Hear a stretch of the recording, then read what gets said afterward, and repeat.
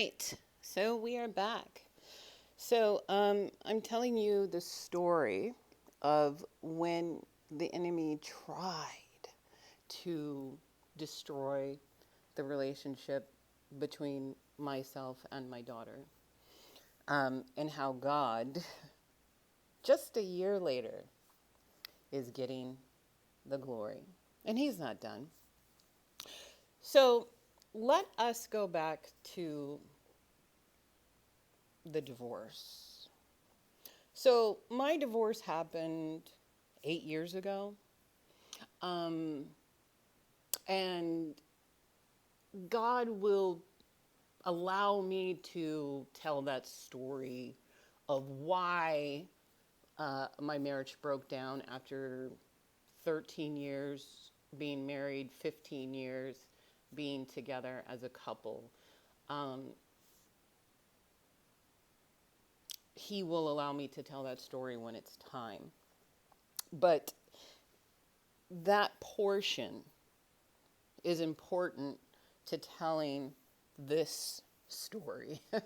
And so I told you guys before how things were done during the divorce. Because at that time, I had nothing. I had no resources. I had no friends. My family was not close. And I remember there would be times when we had to go to court and I would just cry in the car because I felt so alone. And I knew that that attorney, his attorney, my ex-husband's attorney, it was going to make her whole life to just beat me up, to make accusations, to use my child against me.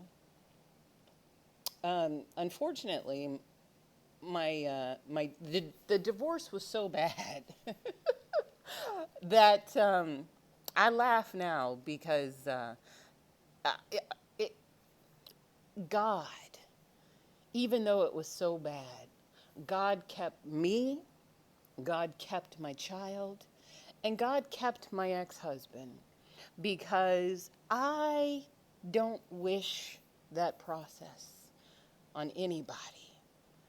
On anybody. If you have to ever end a marriage, it's best in for you and the other person, and if you have children involved, it's best to do it amicably. But people lose their minds when going through breakups, okay?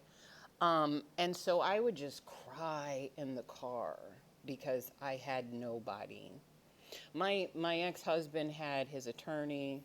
He had the court-appointed, child lawyer on his side. He had, because the way that it was set up here in the state that I live in, it's a scam. It's a scam. These lawyers work together, and I could go into it deeper, but I'm not going to go into it deeper, but it's a scam.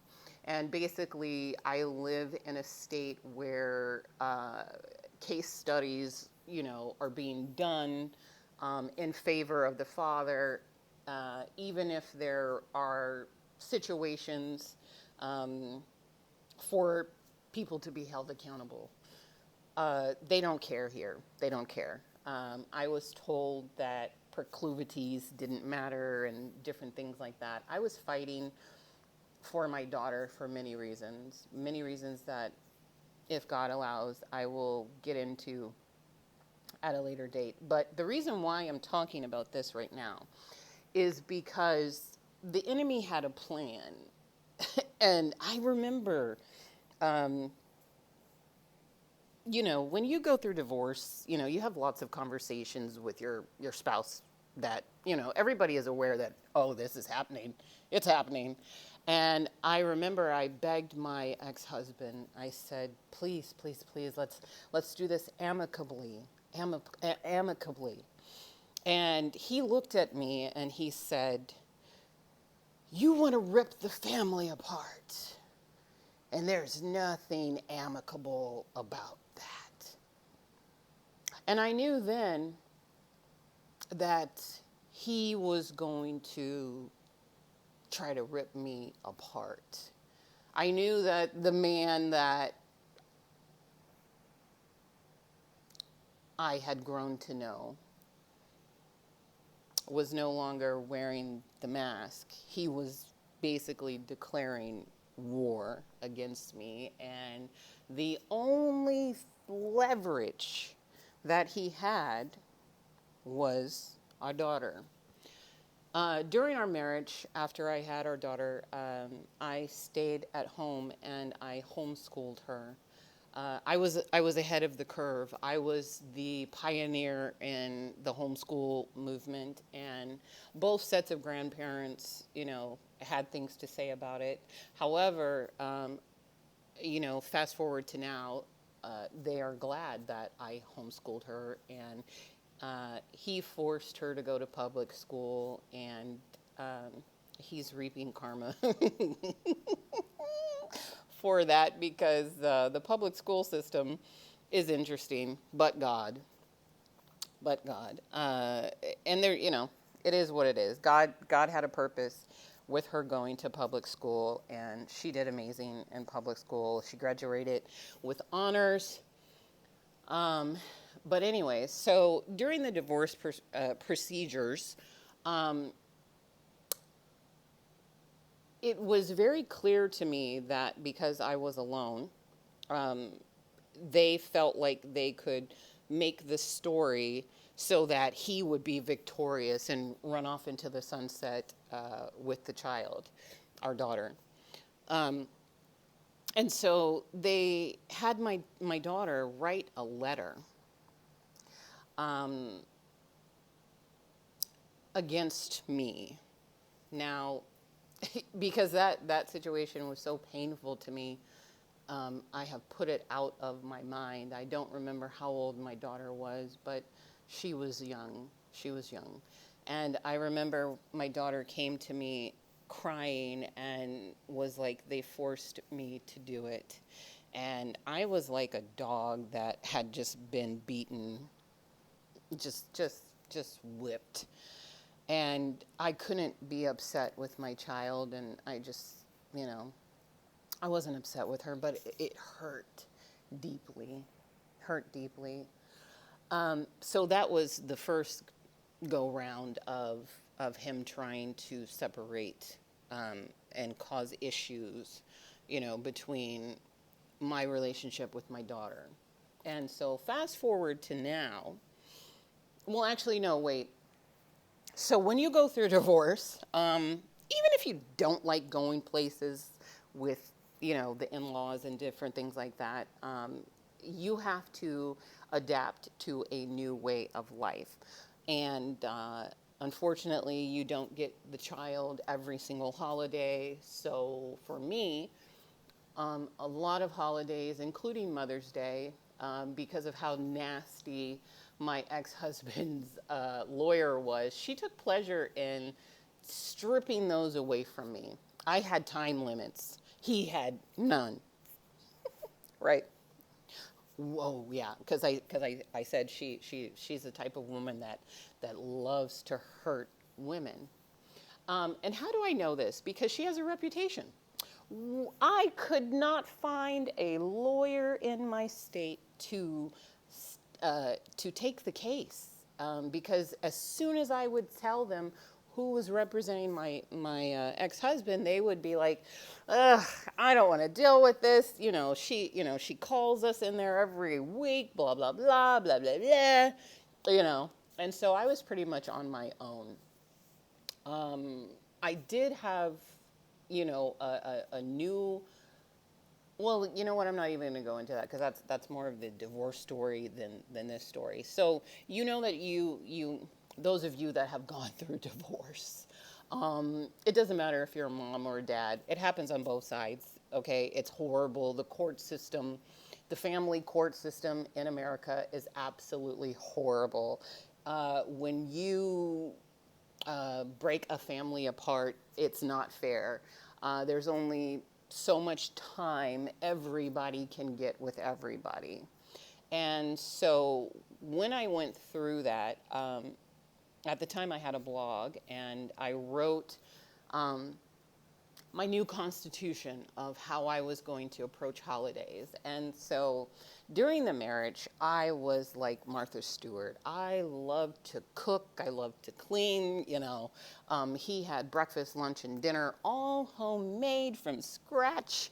I would make the bread, you know, and at that time we were going to a Messianic synagogue, so I would make the challah, okay, from scratch. Those of you out there that do it every Friday, God bless you.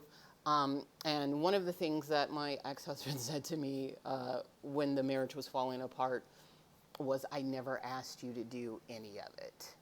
And for me, doing those things was one of the many ways in which how I showed love.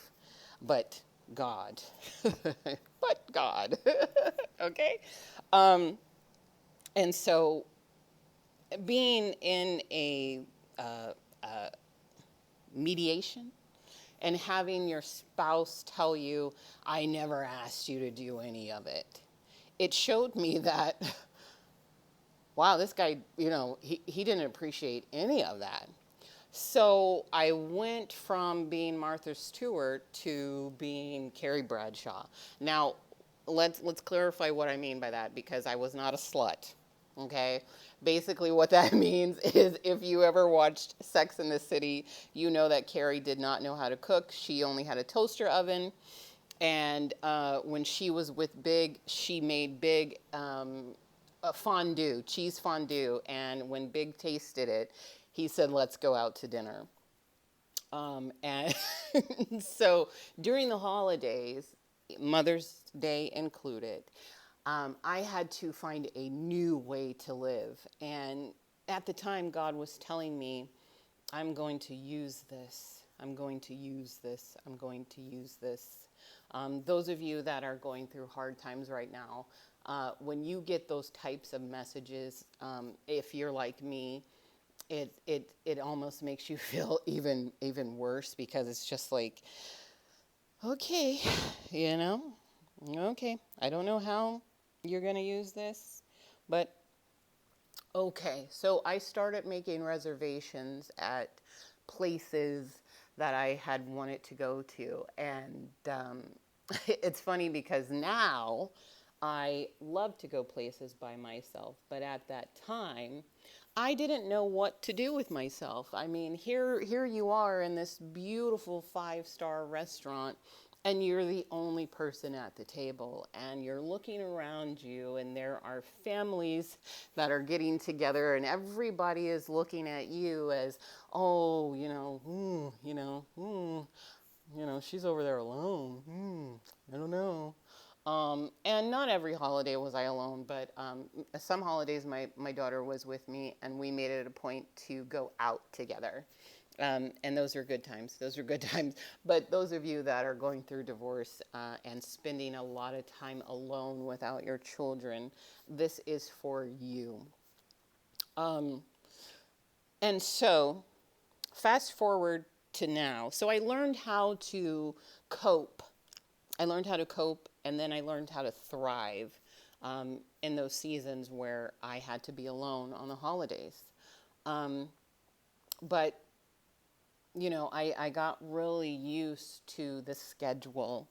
Okay, 3 days with me, 3 days away from me. Or, you know, I don't even remember the schedule now, because, like, God removed it from my mind when I went through that traumatic event last year. And the funny thing is that this happened on my ex's birthday. Yeah, August 24th is his birthday. That is when my daughter moved out and left. And I am going to be completely honest.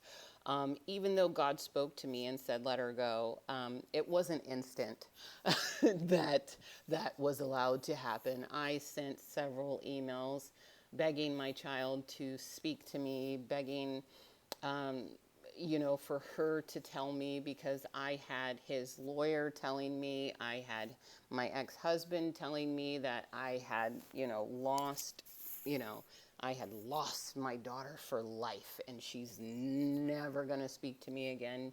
She's never coming back. And, you know, they took great joy in it, great joy in it. And I sent the cops um, to do a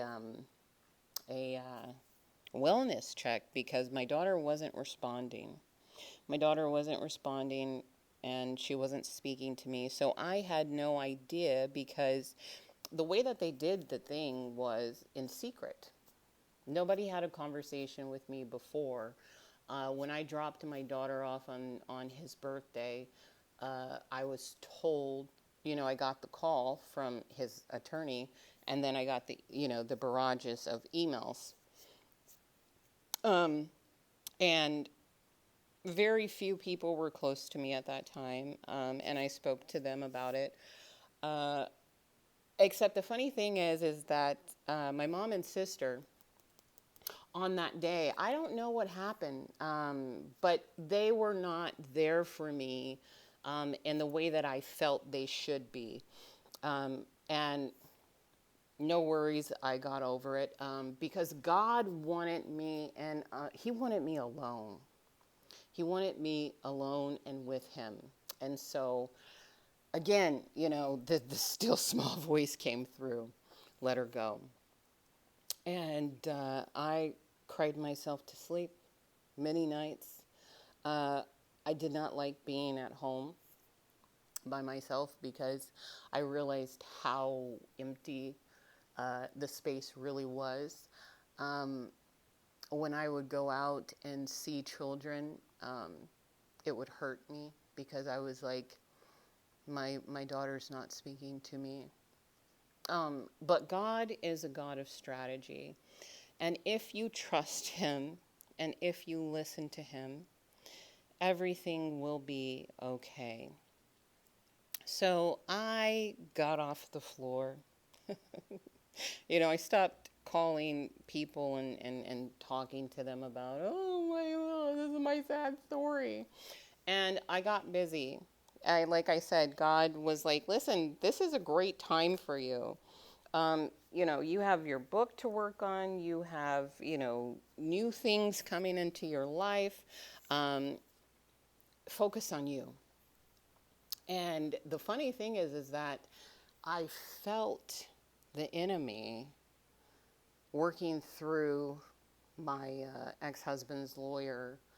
It was almost like I popped the balloon, but it was God's strategic plan to pop the balloon. I let the air out by doing nothing, and by just trusting God, and by praying to God, and by living my life. And slowly but surely, God began to piece back my daughter and I's relationship. And I told her when we were speaking again, because it's how God changed my perspective. I told her that I'm proud of her because I knew that decision for her could not have been easy. And I knew that she wasn't trying to hurt me. And there's something about the love of a mother. Your child can do basically anything, and you might get hurt, you might get mad, and if it was anybody else, oh, it's a hard block coming, it's a hard no coming, I'm never talking to you again, you know, that kind of thing. But with my kid, you can't do that. You forgive, and you show up for them no matter what. And so I said to her, in the conversation that we had, I told her that I was proud of her.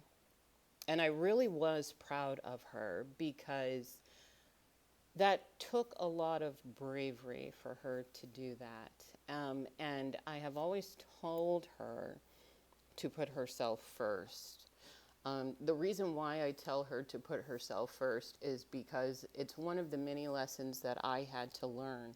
I never put myself first. I always put myself last. And in doing that, I wasn't winning at life. I wasn't winning any awards. I didn't have the respect of other people. I was raised in a way where, to be strong, but, to turn the other cheek. And one of the other stories I will be telling you is about one of my mentors who taught me how to be a grown ass woman who takes no BS. They were a person that came into my life at a time where I needed to know that it was okay to fight back.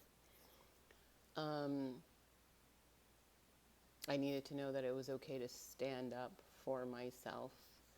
I needed to know that God didn't expect me to just be a doormat. Oh, if you're a good woman, you're just going to be a doormat. You're just going to continue to take bad treatment from everyone. You're never going to have any standards or expectations or boundaries. You put others before you and you sacrifice yourself. That's what makes you a good Christian woman. No, and no. God sent someone in my life to show me what it really meant to be a good Christian woman. I call it my evil queen era. Yes.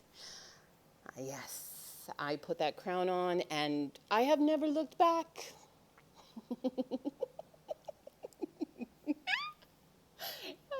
If I ever write a book on my life, it will be one of the most delicious chapters of the evil queen reign of May. Off with your head! Oh my goodness. Only those who have sacrificially given of themselves understand the beauty of the evil queen era. It's not evil to have boundaries. It's not evil to have standards. It's not evil to make others uncomfortable so that you can shine and be comfortable within yourself. Also, my divorce is what led me to who you see today. And if you don't like it, we don't care. We don't care. Bye-bye. You can click off of here and you don't have to subscribe. You don't have to watch. But if you love it, thank you. Thank you so much. I'm glad that you like my Father's work. Your Father, our Father who art in heaven. He's working on me. And you guys get to see the many transformations that I am going through as he renews my mind, my spirit, my heart, and he unveils his blueprint for my life. All right, so where were we? Oh, yes, I was telling my daughter that I was proud of her because this is what made it okay. One of the days that I came into my empty place where I live, and it was just oh so empty, God said to me, "You did well." And I said, "What do you mean I did well? I don't have my kid. I am officially one of those mothers that I never wanted to be. I never wanted to have, a bad relationship with my child. I never wanted my child to be, angry with me. I never wanted to hurt my child. I never wanted my child to judge me. I wanted to be that superhero mom in my daughter's life. However, that's not reality. That's not real. And God was like, we do real over here. Okay? Like my daughter loves to say right now, come out of Delulu. Come out of Delulu land. And God said to me, you did well. Instead of you looking at it as something you're losing, look at it as something you're gaining.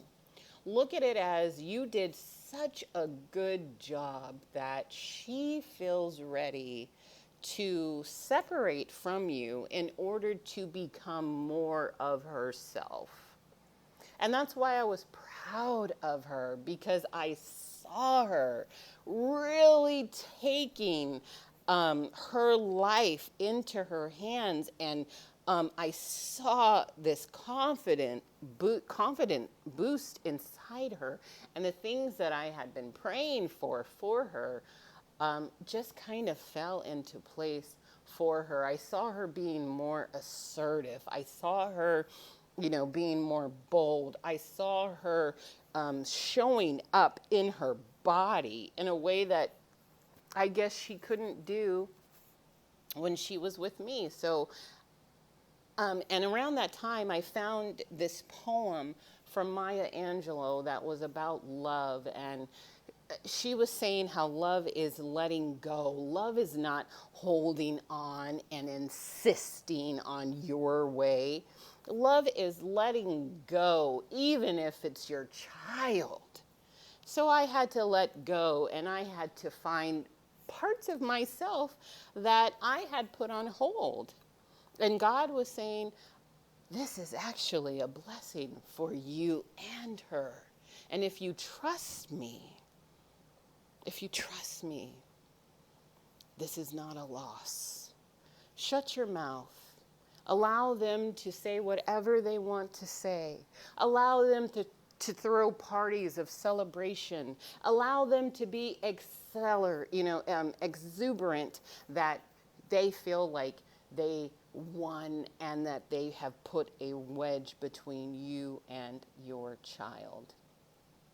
Oh, because they were happy.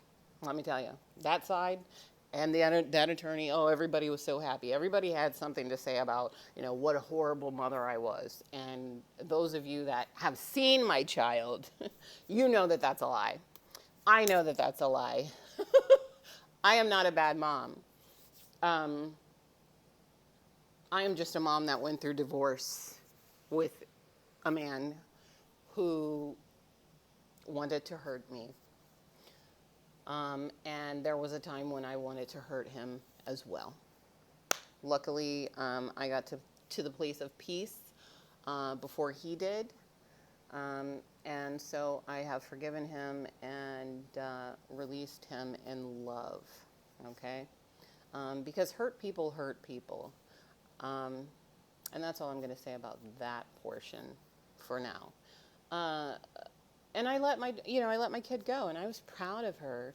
I was praying for her. I was loving her from afar. And I met women that were going through the same thing. And I was able to be used in those women's lives. I was able to speak encouragement to them, and they were able to receive it, because I was not a person who hadn't gone through the pain of having a child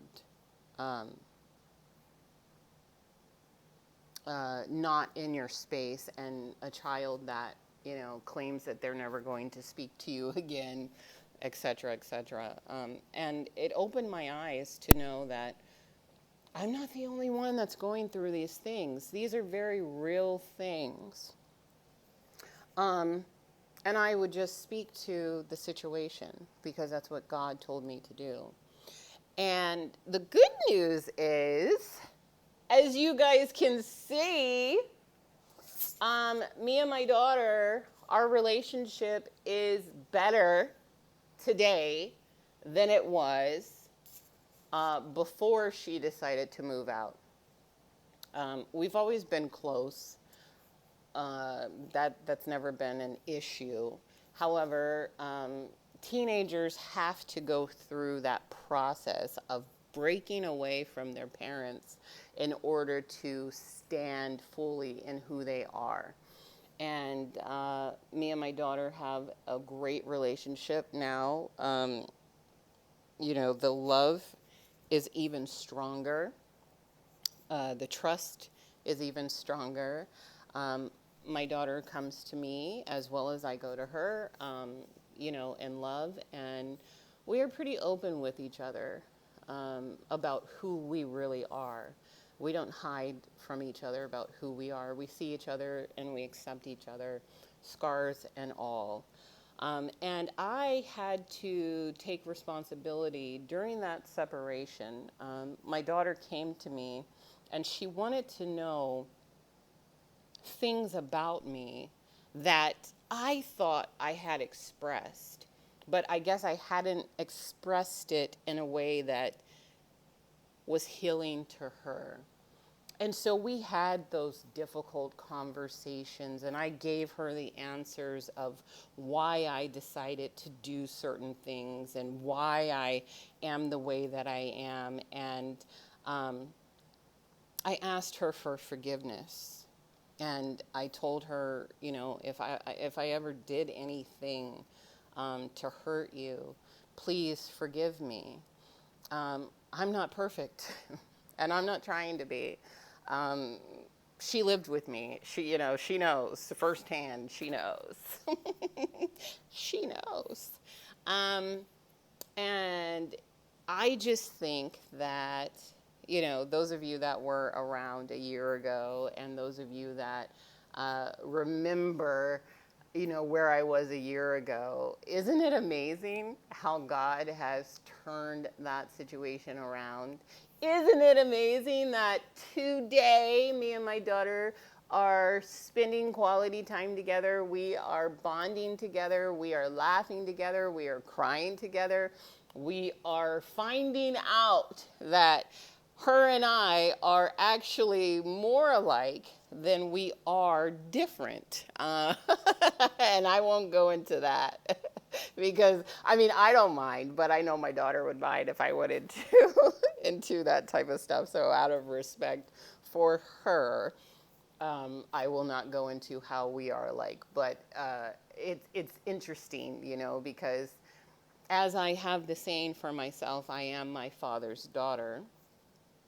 One of the legacy pieces that I want to pass on to my daughter, especially since people want to get pleasure out of separating or trying to come in between the mother-daughter bond, I want her to always know I am my mother's daughter, and nothing can come between us.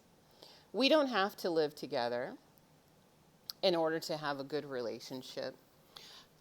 I don't need my daughter to be a spitting image of myself. I want my daughter to be who she is. Um, in my family, um, I was known as the black sheep. I never conformed. So it was so annoying to me that, people had plans on my life. They felt like they had a say-so in who I was. And so when I gave birth to my daughter, I never wanted to do that to her. I always wanted her to be her own person. I remember when she was in my womb, I would dream about the days when I would hear her voice and we would have conversations. And I just could not wait to meet her. I couldn't wait to see who she was and who God made her to be. And she is a beautiful young woman, as you guys have seen. My daughter is smart. My daughter is talented. My daughter is funny. My daughter is courageous. My daughter is brave. My daughter is a leader. My daughter is fearless. Um, and she is stylish and she is quirky and she is just perfectly imperfect. And I adore her and I love her. However, she is not an idol in my life. She is, she is her own person. And I tell people that God gave you your children not so that you can hold on to them, but so that you can pour into them and set them free.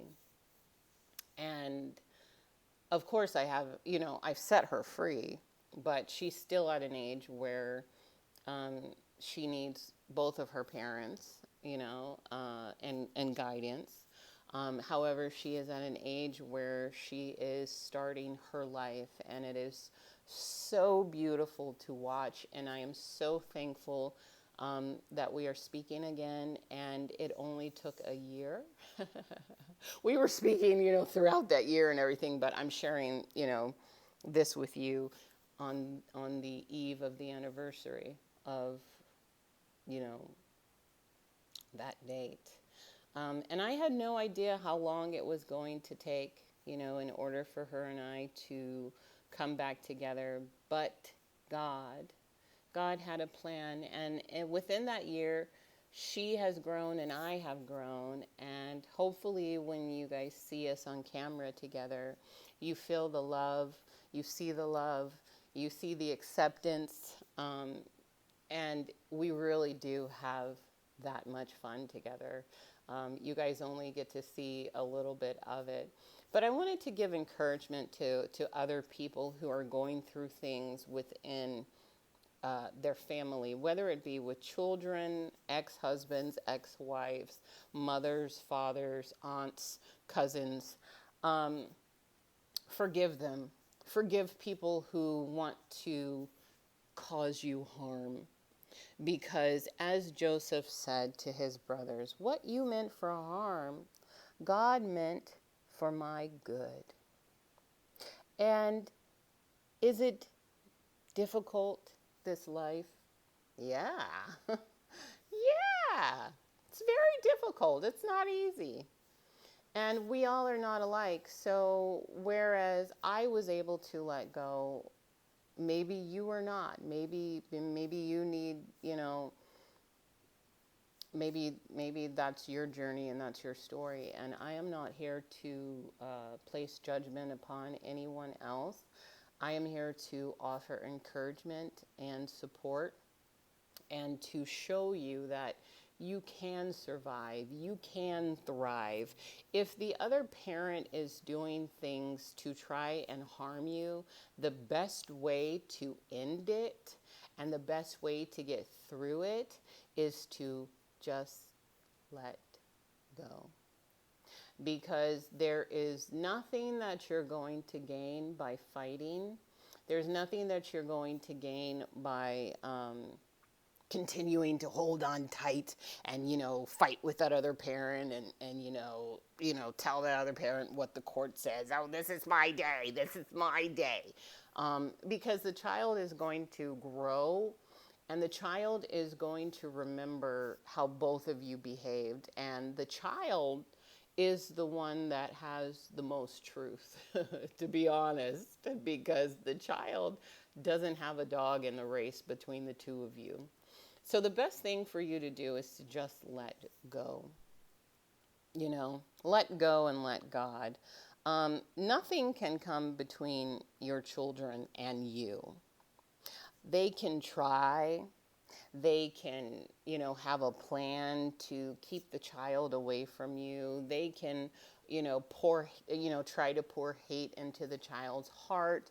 But there is going to come a day where the child or the children are going to look at the situation from a perspective that they were not able to look at it when they were children. And they are going to make their own decisions about the mother and the father, and they will have their own relationship with the father and the mother. And I just wanted to give, God was like, hey, you're gonna share parts of your story now. And so, hopefully, if it just helps one person to hang on for one more day, um, then it was worth it. Because when I gave, my life to Christ again, I told him, use me.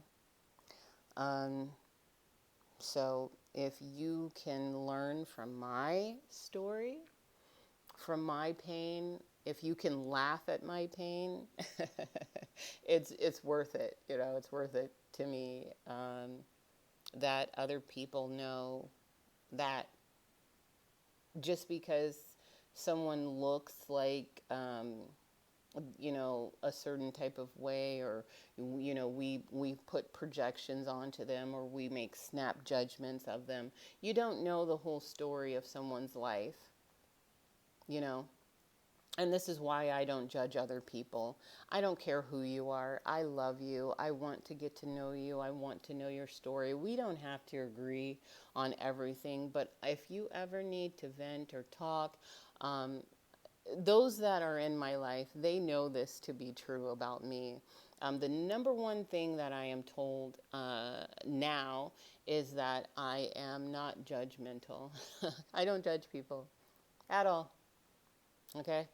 And I love my eclectic group of extended family members that are in my life. You do not have to be like me in order to be an extended family member. As a matter of fact, I would prefer you to be your own person.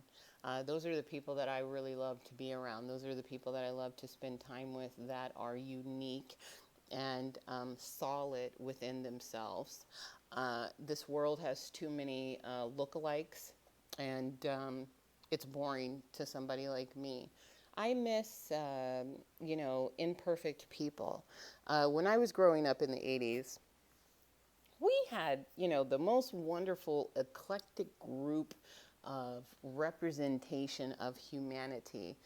We didn't have all these plastic surgery bobbleheads, men and women running around. Like, it's boring to look at. I like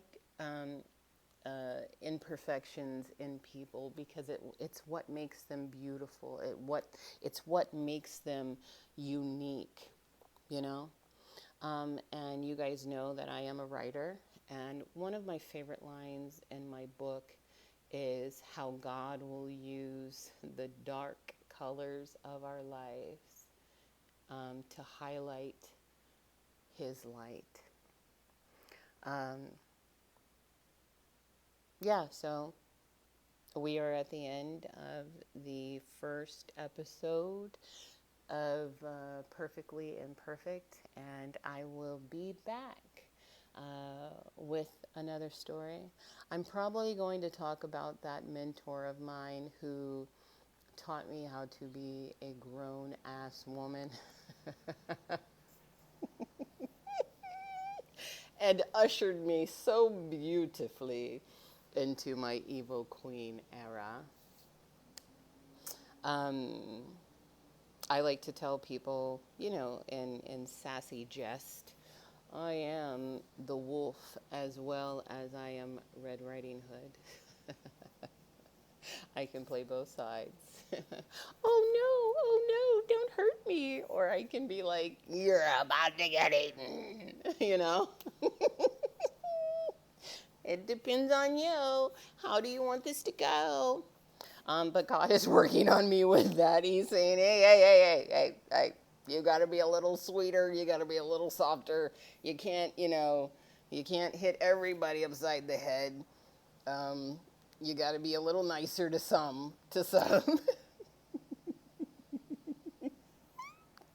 I'm laughing because, yeah, it's about the balance, right? We'll get there. We will get there.